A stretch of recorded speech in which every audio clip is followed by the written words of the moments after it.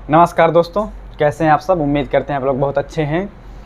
फिर से नई उमंग और नई ऊर्जा के साथ हम लोग प्राचीन इतिहास यानी एंशिएंट हिस्ट्री की सीरीज़ को हमने पढ़ना स्टार्ट किया था। और एंशिएंट हिस्ट्री की सीरीज़ में हमने वैदिक एज को पढ़ना शुरू किया था। उसके साथ ही हमने कुछ बेसिक कॉन्सेप्ट को हमने समझा था। यानी कहा जाए तो हमने वैदिक एज को पढ़ने के लिए एक बेसिक समझ को तैयार कर लिया था। ठीक, तो आज के क्लास में हम देखेंगे, इसके आगे कंटिन्यू करेंगे समाज के विषय में, वहाँ की अर्थव्यवस्था के विषय में, राजनीति के विषय में और धर्म के विषय में। किसके हम बात कर रहे हैं? वैदिक काल यानी आर्यों की संस्कृति, समाज, अर्थव्यवस्था, राजनीति कैसी थी, हम इसको आज की क्लास में अच्छे से समझेंगे। ठीक, क्योंकि आर्यों के बारे में हम चर्चा कर रहे हैं वैदिक एज, तो वैदिक एज किस पर आधारित थी? आर्यों के द्वारा आर्यों की थी। तो आज हम उसी की संस्कृति, समाज, अर्थव्यवस्था, राजनीति के विषय में चर्चा करेंगे। तो चलिए हम कंटिन्यू करते हैं। क्या वैदिक एज का समाज कैसा था, आज की क्लास में हम देखेंगे। वैदिक काल का समाज यानी ऋग वैदिक काल का, इसके बाद हम पढ़ेंगे उत्तर वैदिक काल का समाज। पहले हम आज देखेंगे ऋग वैदिक काल। क्या? ऋग वैदिक काल। और आज हम क्या देखेंगे? इसका समाज।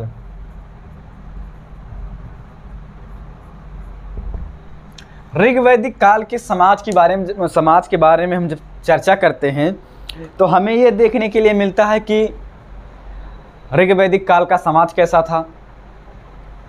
समाज एक इनका काबिलाई समाज था, जो समता मूलक समाज था। यानी कहा जाए तो यहाँ पर लोगों का किसी भी रूप में यह नहीं देखा जाता था कि ये उच्च वर्ण का है, ये निम्न वर्ण का है। ऐसी कोई भी व्यवस्था ऋग वैदिक काल की सामाजिक व्यवस्था में हमें देखने के लिए नहीं मिलता है। इसीलिए इसे क्या कहा जाता है? समता मूलक समाज। ठीक, इसी के साथ हम देखते हैं समाज की जो मूल इकाई थी उसको कुल या परिवार कहा जाता था। क्या कहा जाता था? कुल या परिवार। आप इसको नोट करते चलिएगा एक एक पॉइंट। क्या था? समता मूलक समाज, समता मूलक समाज था। ठीक, इसी के साथ इनका समाज कैसा था? हमने क्या कहा? काबिलाई समाज। दूसरा क्या था? समाज की मूल इकाई क्या थी? मूल इकाई किसे कहते थे? कुल या परिवार आप कह सकते हैं। क्या था? मूल इकाई समाज की क्या थी? परिवार। और जो परिवार का मुखिया होता है, जैसे आपके समाज में क्या देखने के लिए मिलता है, आप जैसे आपके दादा परदादा लोग क्या हुआ करते हैं, घर के परिवार के क्या होते हैं? मुखिया होते हैं। किस प्रकार इसका संचालन करना है समाज का, यानी घर का, वो क्या, ये मापदंड कौन निर्धारित करता है? हमारे जो श्रेष्ठ लोग हैं, यानी जो हमारे बुजुर्ग लोग हैं, ये क्या निर्धारित करते हैं? हमारे परिवार की रख रखाव की स्थिति का क्या करते हैं? देखभाल श्रेष्ठ लोग यानी बुजुर्ग लोग करते हैं, यानी वृद्धजन। ठीक, तो उसी प्रकार समाज यानी परिवार के जो मुखिया होता था उसको हम किस नाम से जानते थे? वैदिक काल में यानी ऋग वैदिक काल में उसको हम, जो मुखिया होता था उसको हम क्या कहते थे? मूल इकाई परिवार थी। और जिसका मुखिया कौन था? मुखिया का क्या कहते थे? कुल्प या कुल्पा। ठीक, कुल्पा हुआ करता था। ठीक, इसी के साथ हम क्या देखते हैं? समाज हमने क्या कहा? कुल था। मूल इकाई यानी सबसे छोटी इकाई की बात की जाए तो सबसे छोटी इकाई क्या थी हमारी? कुल परिवार। इसका जो संचालक था, इसका कार्यभार जो निर्वहन करता था वो कौन था? हमारा मुखिया के रूप में कुल्पा था। ठीक, इसी के साथ हम देखते हैं परिवार का सबसे बड़ा जो इकाई हुआ करता था वो क्या था? जिसे परिवार के सबसे बड़े हिस्से को क्या कहते थे? बिस या कबीला कहते थे। ठीक, क्या कहते थे? कबीला कहते थे।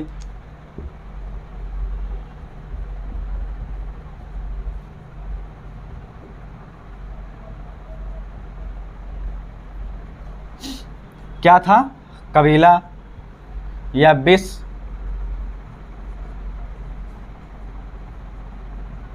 ठीक, इनका एक कबीला हुआ करता था जो इनके वैदिक समाज, कबीले के ही अंदर कई सारे क्या हुआ करते थे, परिवार के रूप में हमें देखे जाते हैं। एक या एक से अधिक जो ये कुल हैं और या ये मिलकर क्या बनाते थे, जन बनाते थे या जनजाति बनाते थे। ठीक, ये जन के रूप में जाने जाते थे, जिसको सबसे बड़ी इकाई के रूप में देखा जाता है, किसको, जन को। ठीक, जन समाज की सबसे बड़ी इकाई, सबसे बड़ी इकाई के रूप में देखे जाते हैं। ठीक, इन्हीं को क्या कहते थे, जन या जनजाति के रूप में जाने जाते थे। ठीक, अब थोड़ा सा इसके पीछे जो जन है, ये जो जनजातियाँ थी या जन या जनजाति कहें, ये जो जनजातियाँ थी इसी में क्या थे, जो आर्य लोग थे ये पंचजन के नाम से जाने जाते थे। ठीक, पंचजन के नाम से जाने जाते थे। जो आर्य थे ये अपने से जो अनार्य थे, जिसको हम दास या दास्यु कहते हैं, ये क्या करते थे, पंचजन इन अनार्यों की क्या करते थे, आलोचना करते थे। ठीक, और जो ये निरंतर क्या थे, इसमें कई सारे जन थे, जैसे पुरु, तुरुवा, रुहु, यभु, यसु, ऐसे ये सारे क्या थे, इसके पंचजन के नाम से विख्यात थे। ठीक, और जन जो थे ये पणी से अक्सर युद्ध में देखे जाते थे। और किस रूप में इनका युद्ध हुआ करता था, किस कारण से इनका युद्ध हुआ करता था, जब हम वैदिक काल पढ़ते हैं तो युद्ध का मेन मकसद हुआ करता था गायों को ज़्यादा से ज़्यादा अपने पास, अपने अधिकार में रखना। क्योंकि उनका जो अर्थव्यवस्था, जब हम पढ़ेंगे अभी, अर्थव्यवस्था जैसी थी, संचालन के कैसे प्रकार होता था, गायों के माध्यम से। जिसके पास जितना गाय थी, मवेशी थे गाय के रूप में, वो उतना ही धनी के रूप में देखा जाता था। ठीक, इसीलिए जन से और पणियों के बीच में निरंतर युद्ध देखे जाते हैं। ठीक, हम बात कर रहे हैं समाज की, तो हम इसी में देखते हैं जो दूसरा आता है, दूसरा पॉइंट, इसी में समाज कैसा था इनका, पितृ सत्तात्मक समाज था, यानी पुरुषों का बोलबाला हुआ करता था। लेकिन ऐसा नहीं है कि महिलाओं को क्या था, किसी भी प्रकार का उनको अधिकार नहीं था, ऐसी स्थिति बिल्कुल भी नहीं थी। क्यों नहीं थी, हम देखते हैं जब हम पढ़ते हैं वैदिक काल, तो उसमें हम देखते हैं कि महिलाओं को व्यापक शिक्षा का अधिकार था, उनको सभाओं में भी भाग लेने का अधिकार था, सभा समिति में। ठीक, विदत के रूप में जिसे जाना जाता है, उसमें उनको क्या था, भाग लेने का अधिकार था। न्यायिक निर्णय में अपने भी प्रस्ताव, अपने भी वक्तव्यों को रखने का इनका पूर्ण रूप से अधिकार था। और हम देखते हैं ऋग्वैदिक मंत्रों के लिखे गए हैं, जो इनमें हम कई प्रकार की महिलाओं के बारे में हम चर्चा करते हैं को इन्होंने लिखा है। जैसे हम क्या देखते हैं,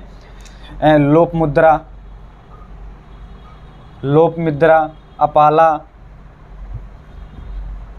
विश्वरा, ये सारी महिलाएं जो हैं वैदिक मंत्रों का लेखन कार्य में पाई गई हैं। ठीक, इससे हमें पता चलता है कि महिलाओं को भी शिक्षा का विशेष प्रबंध किया गया था, किसमें, वैदिक काल में। ठीक, इसी में हम देखते हैं वो महिलाओं को, हमने क्या कहा, महिलाओं को विशेष प्रकार की शिक्षा का प्रबंध किया गया था, उनके साथ किसी भी प्रकार का भेदभाव नहीं किया जाता था। ठीक, शिक्षा का बढ़ चढ़ कर हिस्सा लेती थी और किसी भी न्यायिक निर्णय में वो भी बढ़ चढ़ के हिस्सा लिया करती थी। ठीक, इसी में हम देखते हैं कि वैदिक काल में और ऋग्वैदिक काल के समाज में हम देखते हैं कि महिलाओं को अपने मनपसंद का वर चुनने का अधिकार था।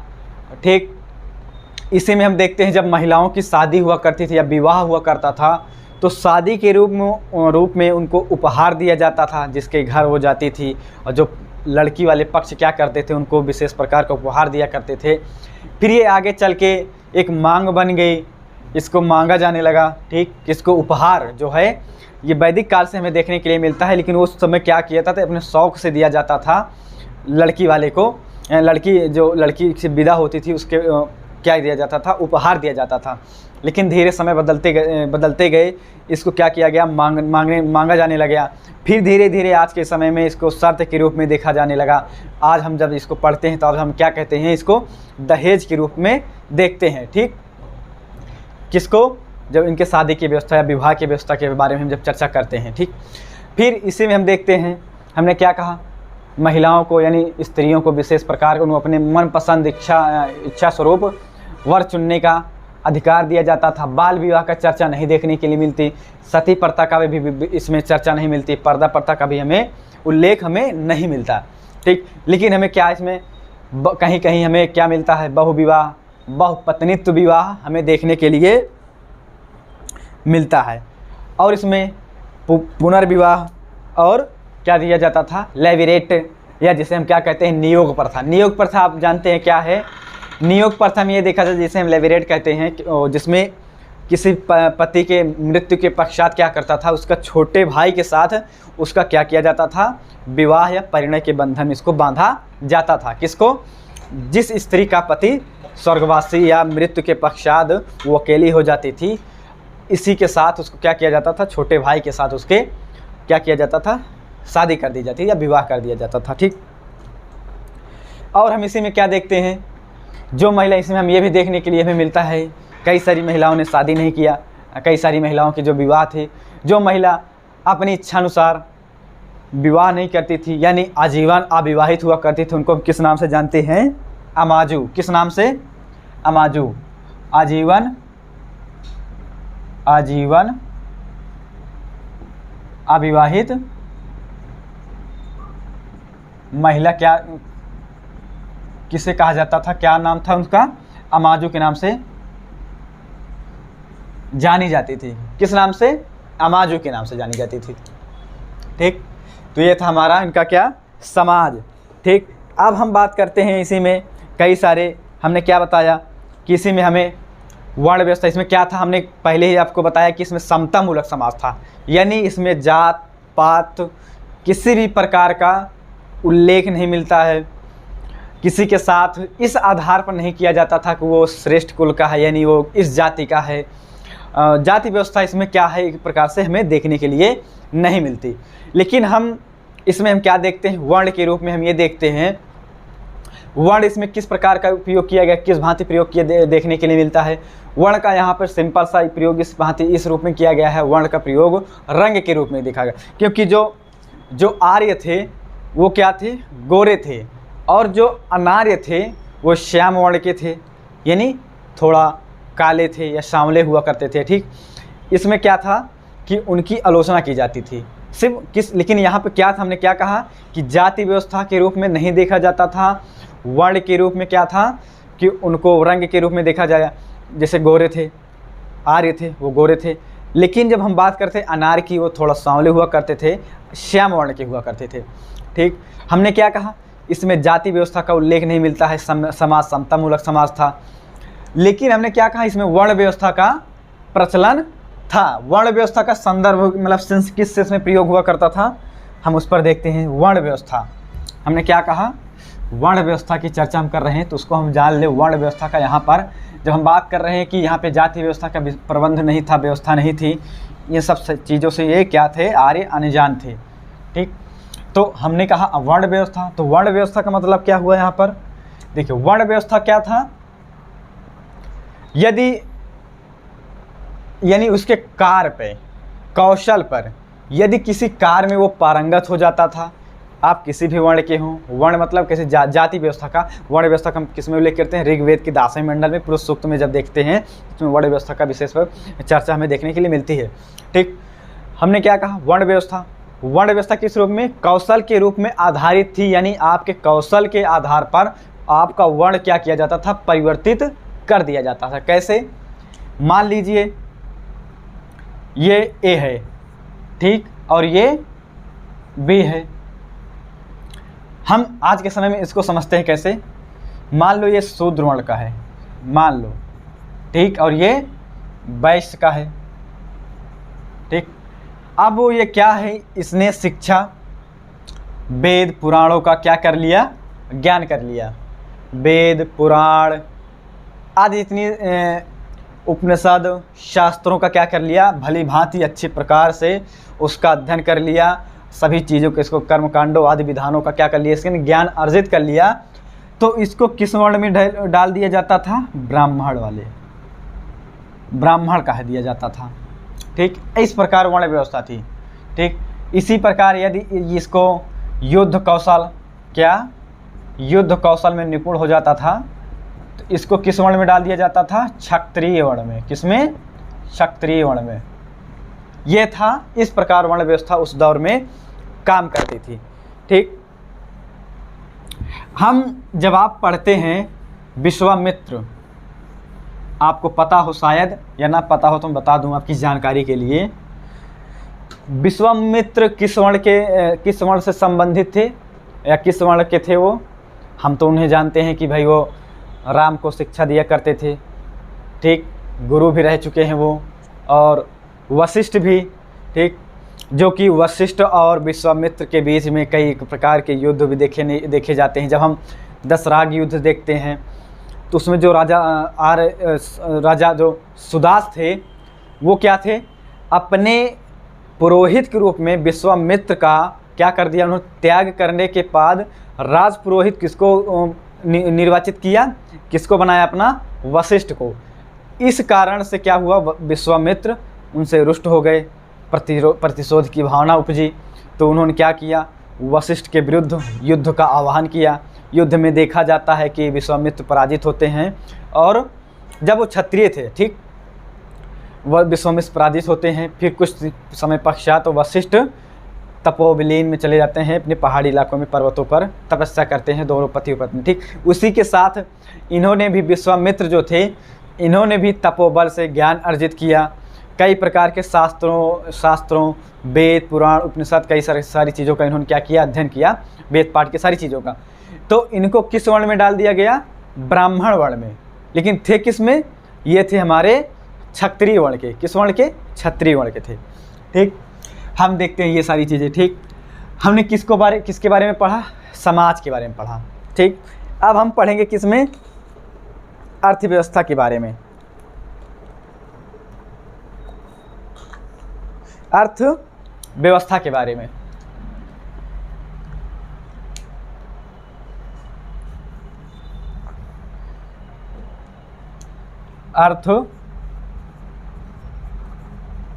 किसकी अर्थव्यवस्था हम बात कर रहे हैं? ऋग वैदिक काल के आर्यों की। अभी हम उत्तर वैदिक काल नहीं पढ़ रहे, सिर्फ हम ऋग वैदिक काल, क्योंकि हम वैदिक संस्कृति को दो खंड में बांट कर अध्ययन करते हैं, ऋग वैदिक काल और उत्तर वैदिक काल, अर्ली वैदिक एज एंड लेटर वैदिक एज। ठीक, तो हम बात किसकी कर रहे हैं? अर्थव्यवस्था। अर्थव्यवस्था जो आर्यों की थी, हमें जब हम पढ़ते हैं वैदिक काल तो हमें यह देखने के लिए मिलता है कि जो वैदिक काल के आर्य थे, यानी ऋग्वैदिक काल के आर्य थे, पशुओं में जो गायें थी, इनको विशिष्ट प्रकार का स्थान मिला था। जिसके पास ज़्यादा गायें हुआ करती थी, वो धनी के रूप में जाना जाता था, जिसे हम गोमत कहते हैं। ठीक, और पशु गायों को अधिक महत्व दिया जाता था। इससे हमें लगता है कि इनका विशेष रूप से अर्थव्यवस्था के रूप में विशिष्ट योगदान था। ठीक, और हम इसे ये भी देखते हैं, गायों के लिए कई प्रकार के युद्ध प्रचलित थे। जैसे हम गविष्टि देखते हैं, क्या गायों के लिए युद्ध क्या था हमारा? गविष्टि।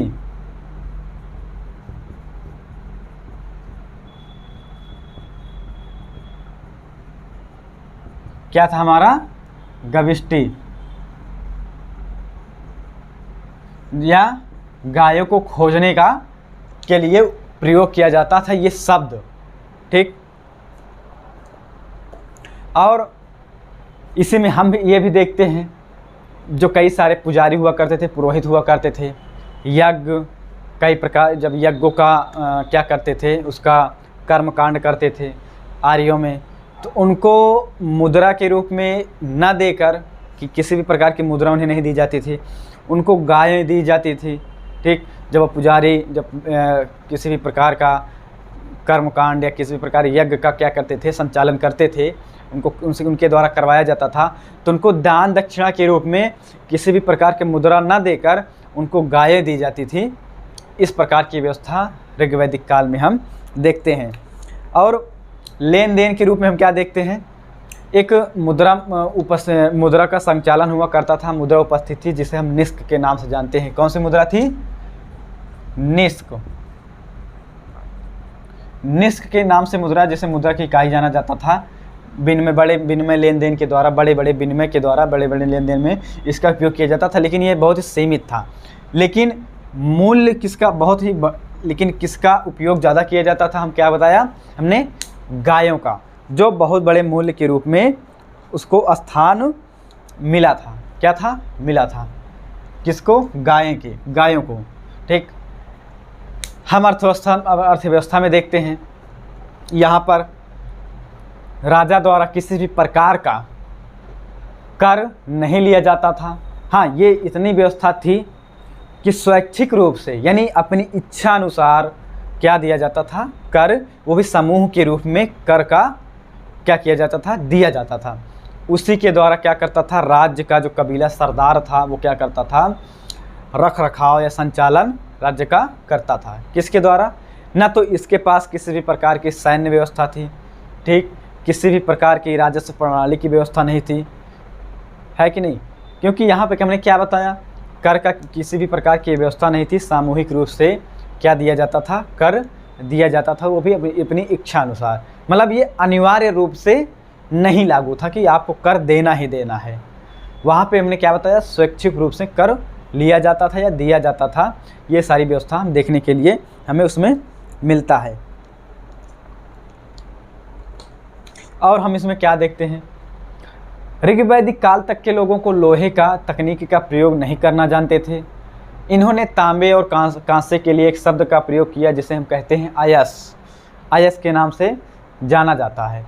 ठीक, इसमें हम कई प्रकार के कुम्हार को देखते हैं, बढ़ई को देखते हैं, रथ निर्माता को देखते हैं, बुनकर आदि शिल्पकारी आदि कारीगरों को हम देखते हैं। और इसमें हम ये भी देखते हैं कि रथ दौड़ और पासा खेलना यानी जुआ खेलना क्या था, इनका बहुत बड़ा शगल था या शौक के रूप में देखा जाता था। ठीक, ये थी इनकी अर्थव्यवस्था। अब हम बात करेंगे क्या,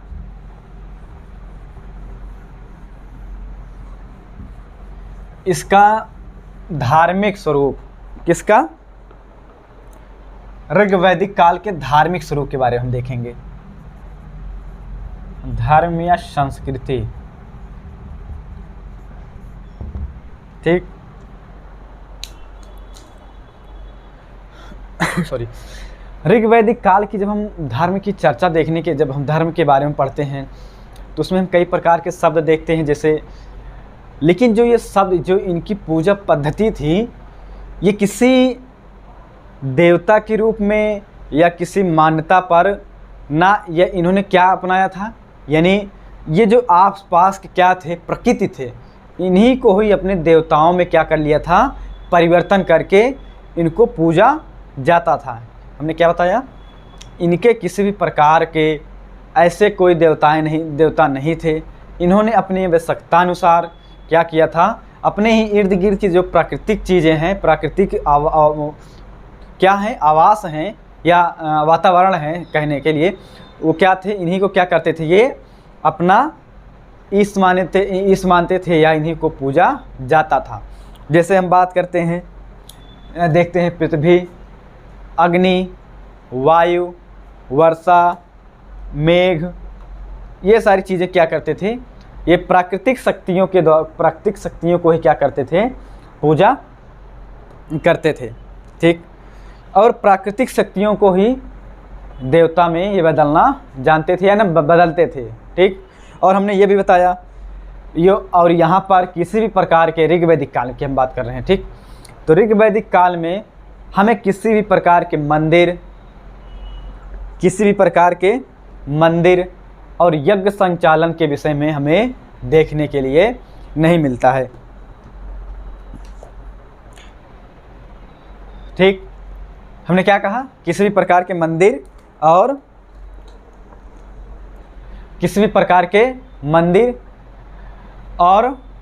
मूर्ति पूजा में हमने क्या बताया, इसको छोड़ दीजिए। हमने क्या बताया, किसी भी प्रकार के मंदिर और मूर्ति पूजा में इनका विश्वास, यानी इससे ये परिचित या अपरिचित या अनजान थे। ठीक, और इनको खुली हवाओं में क्या था, यज्ञ करने का इनका एक पैटर्न था, एक स्वरूप था। ये खुली हवाओं में खुले आसमान में क्या करते थे, यज्ञ का संचालन करते थे।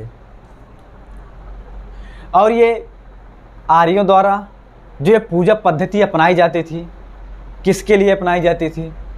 भोजन, पशु में हम गाय की बात करते हैं, बच्चों और धन, अपने स्वास्थ्य के लिए या स्वस्थ के उत्थान के लिए, किसी भी प्रकार की बीमारी से न ग्रसित होने के लिए क्या करते थे, पूजा पद्धतियों को अपनाते थे। ठीक, अब हम बात करेंगे क्या, जो इनके देवता थे, मुख्य रूप से हम उन देवताओं की हम चर्चा करते हैं। पहले देवता जो आते हैं सर्वश्रेष्ठ, जो बहुत ही महान थे इनके, वो क्या आते हैं, हमारे इंद्र।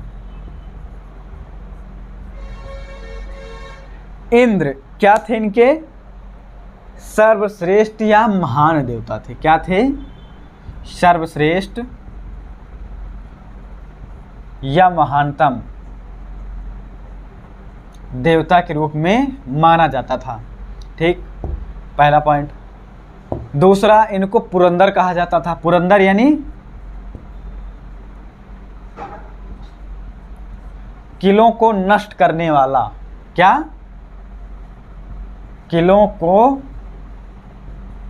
नष्ट करने वाला। ठीक, इन्हीं को कहा जाता था, अराजकता को शांत करने वाला इन्हीं को कहा जाता था, निवारण के रूप में देखा जाता था। इनसे संबंधित 250 मंत्रों का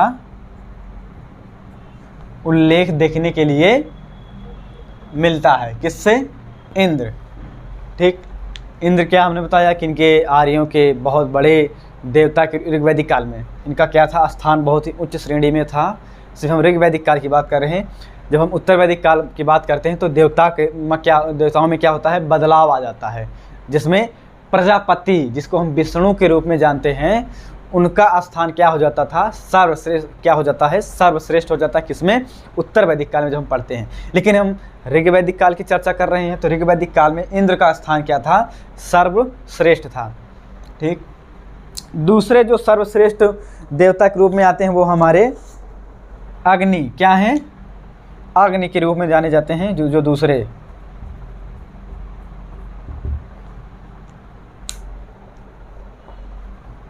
क्या है,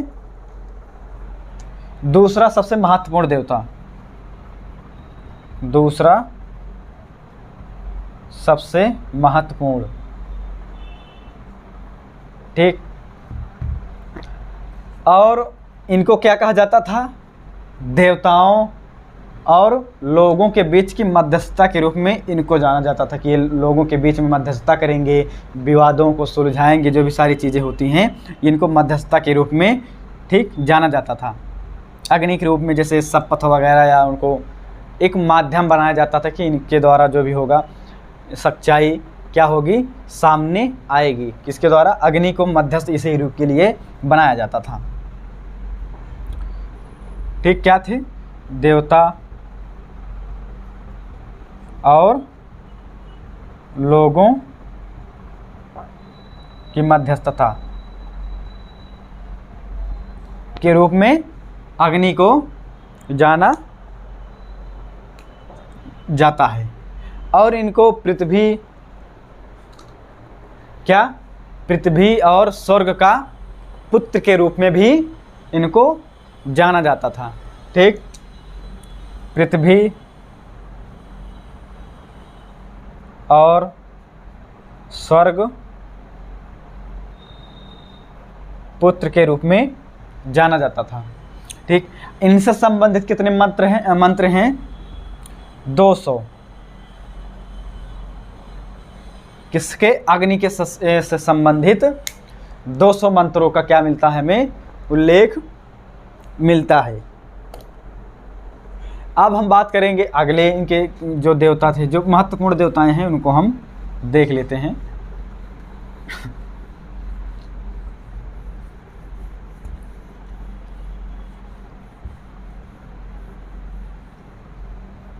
ठीक,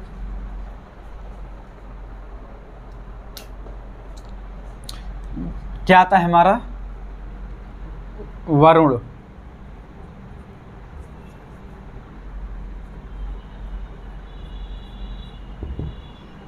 वरुण, ठीक, क्या थे, इनको जल का प्रतीक माना जाता था, जल का प्रतीक। दूसरा, ब्रह्मांडीय व्यवस्था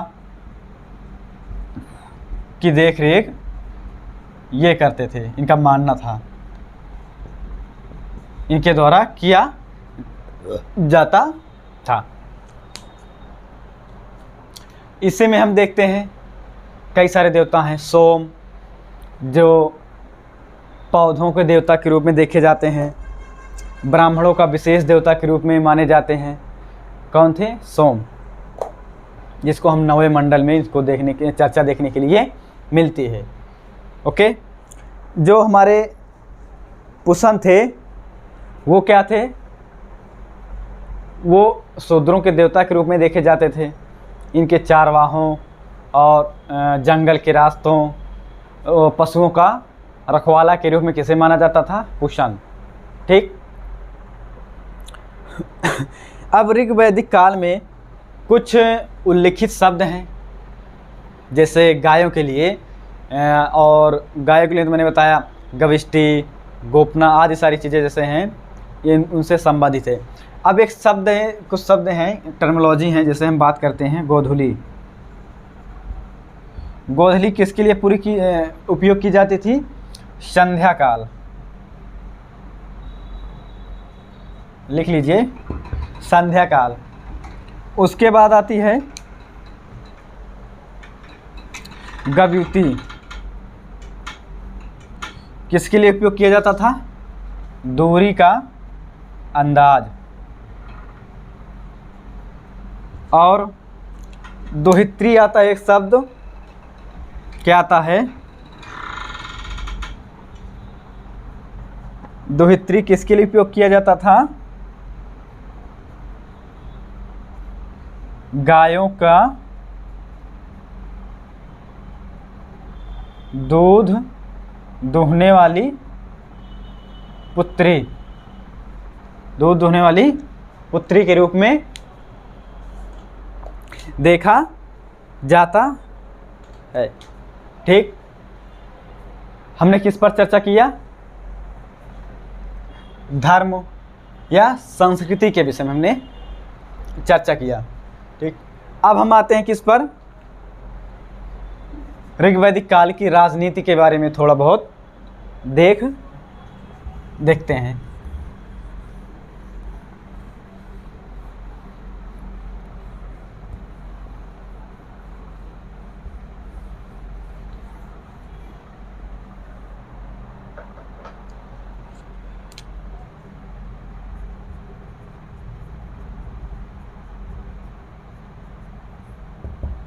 राजनीति हमने क्या बताया? स्टार्टिंग में, शुरू में ही हमने बताया कि ऋग्वैदिक काल जो था या इसकी राजनीति थी जो मूलतः क्या थी? सरदार तंत्रात्मक थी। यानी जो कबीला हुआ करता था उनका एक सरदार था जो क्या करता था? पूरे कबीले का संचालन करता था।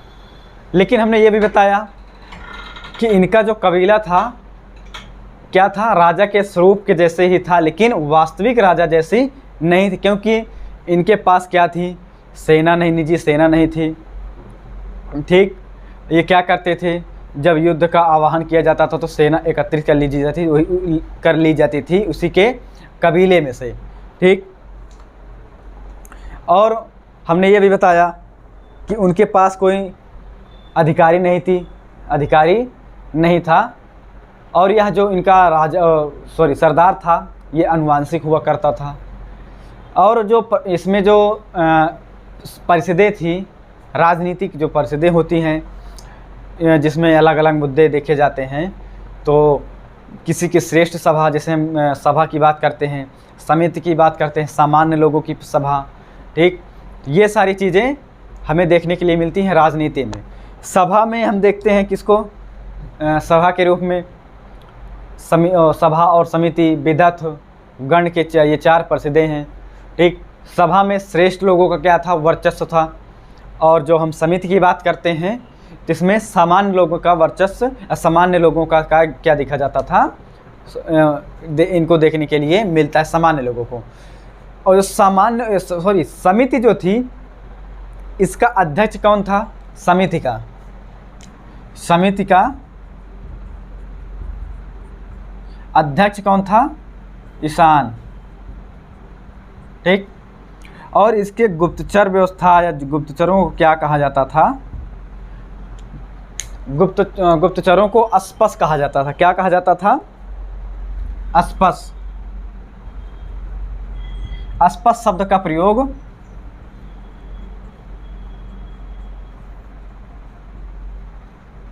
किया जाता था। अब अथर्ववेद में जब हम बात करते हैं, अथर्ववेद सभा समिति की हम बात कर ही रहे हैं, तो अथर्ववेद में हम क्या देखते हैं? अथर्ववेद में ही हमें सभा और समिति को दोनों जुड़वा पुत्री के रूप में देखा जाता है। किसमें देखने के लिए मिलता है हमें? अथर्ववेद में इसकी चर्चा हम देखते हैं। क्लियर?